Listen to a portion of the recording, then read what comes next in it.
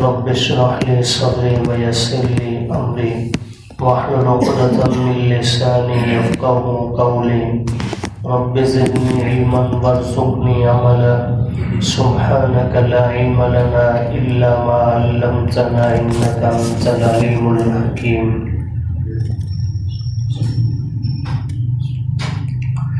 فَلِذَلِكَ فَادْعُ، بس اسی وجہ سے آپ دعوت دیجئے، وَاسْتَقِمْ، اور ڈٹے رہیے، کما امرت، جیسا کہ آپ کو حکم دیا گیا، وَلَا تَتَّبِعْ، اور آپ پیروی نہ کیجئے، أَهْوَاءَهُمْ، ان کافروں کی خواہشات کی، وَقُلْ، اور آپ فرما دیجئے، آمنتُ، میں ایمان لایا، بما انزل اللہ من کتاب، اس پر جو اللہ نے نازل کیا کتاب میں سے، وَأُمِرْتُ، اور مجھے حکم دیا گیا، لِأَعْدِلَ بَيْنَكُمْ، کہ میں انصاف کروں تمہارے درمیان، اللہ ربنا وربکم،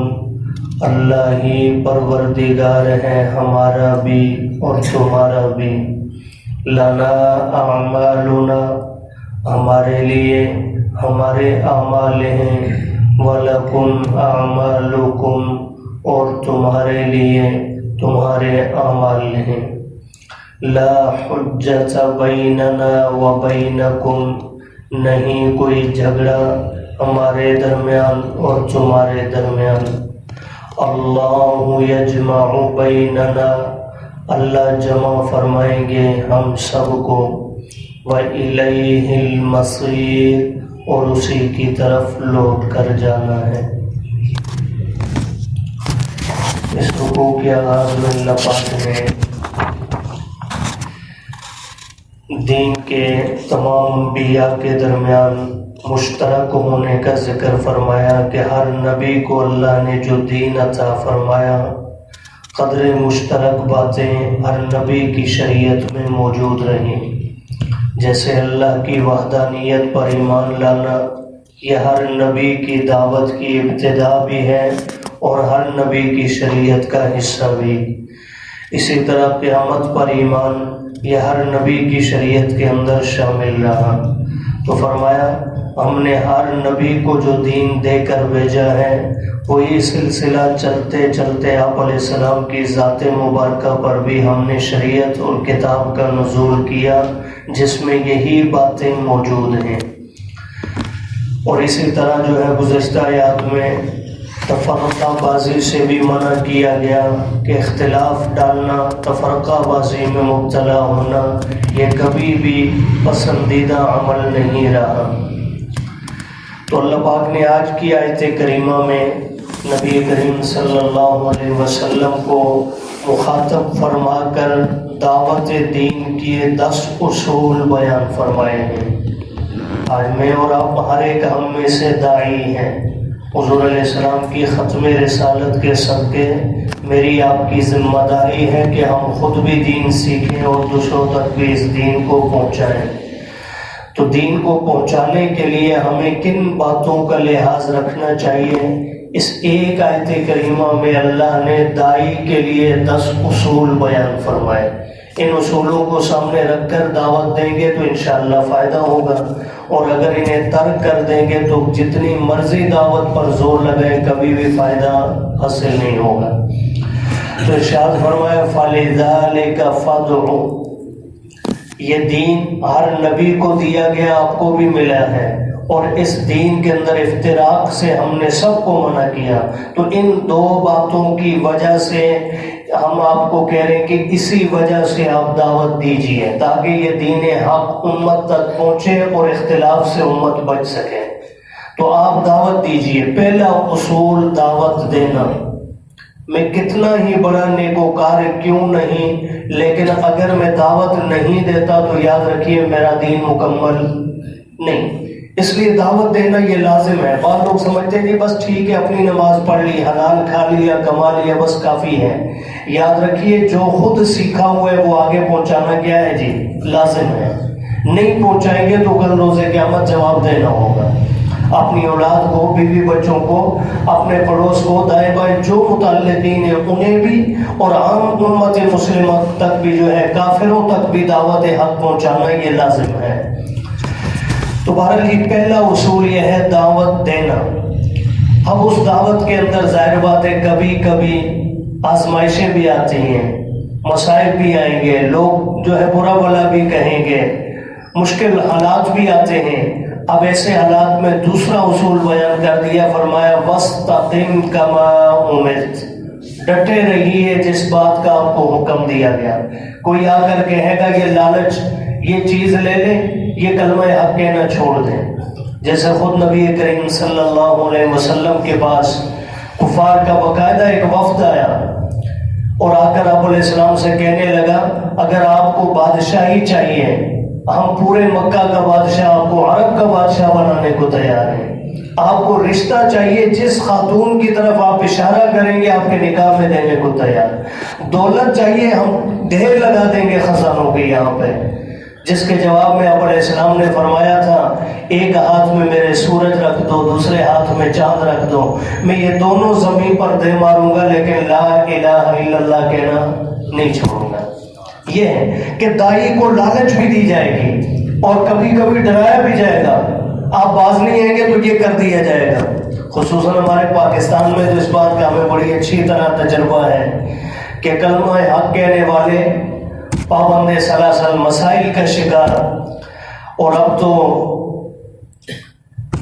سعودی عرب کے اندر جو اسلامی ریاست کے نام سے پوری دنیا میں پہچانی جاتی ہے، وہاں کی حالت یہ ہے کہ کوئی بھی اگر اپنی مرضی سے کلمہ حق اگر کہہ دے بادشاہوں کے لکھے ہوئے خطبے کے علاوہ، وہ سیدھا جیل میں جاتا ہے اور پتہ بھی نہیں چلتا.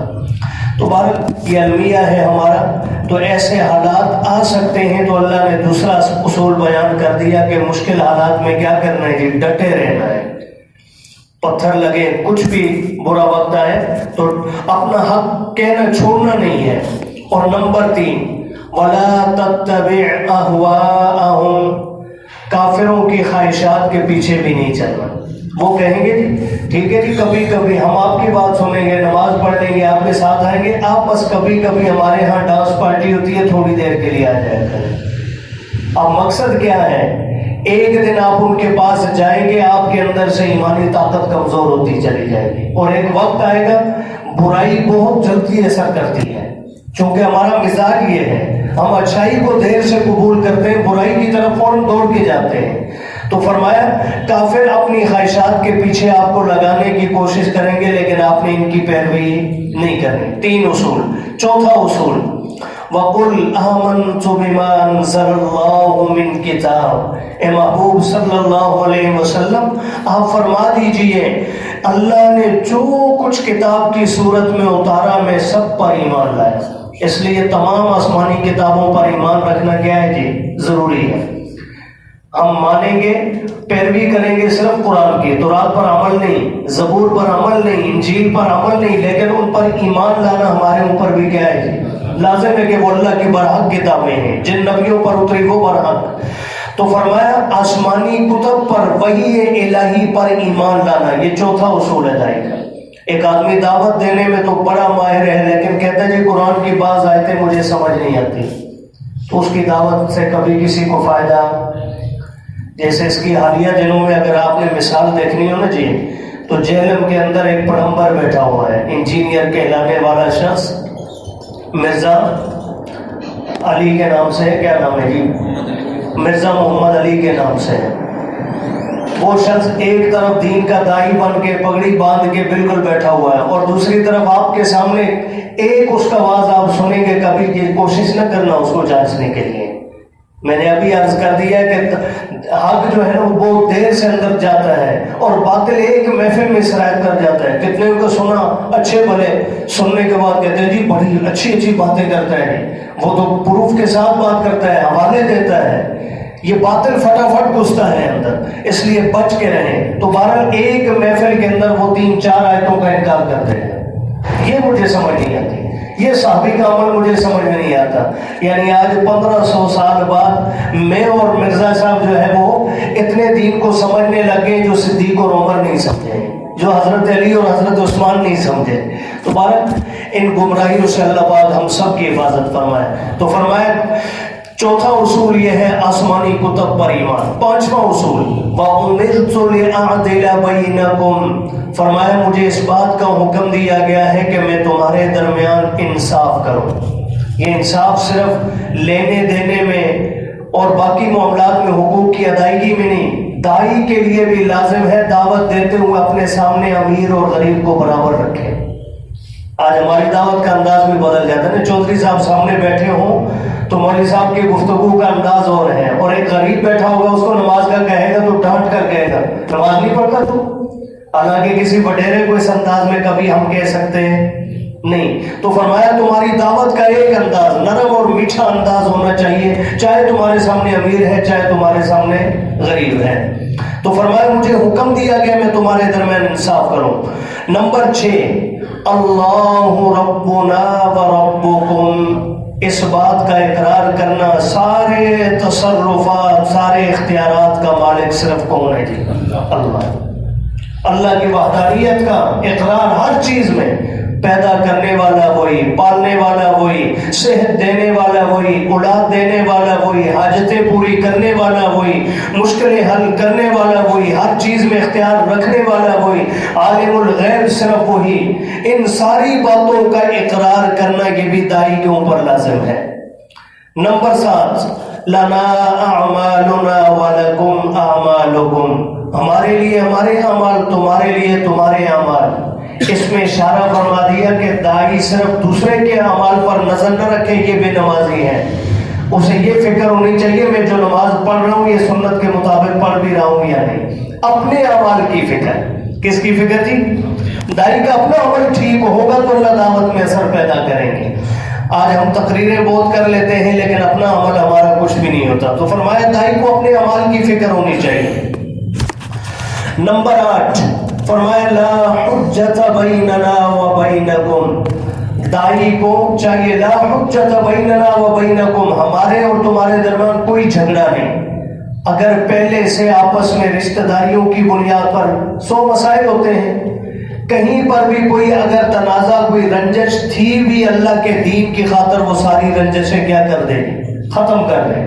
اگر دل میں رنجش رکھ کے آپ دین کی بات کہیں گے اور ادھر آپ کا دل کہہ رہے کہ یہ بندہ ٹھیک نہیں, تو آپ کی دعوت کا اسے کبھی کوئی فائدہ نہیں ہوگا. رنجشیں ختم. نمبر 9 اللہ یجمع بیننا, اس بات پر ایمان ہو کہ یہی نہیں رہنا, ایک دن سب نے ادھر سے جانا ہے, کس کے پاس ہی اللہ جمع فرمائیں گے سب کو. آخرت پر پختہ ایمان, مرنے پر یقین.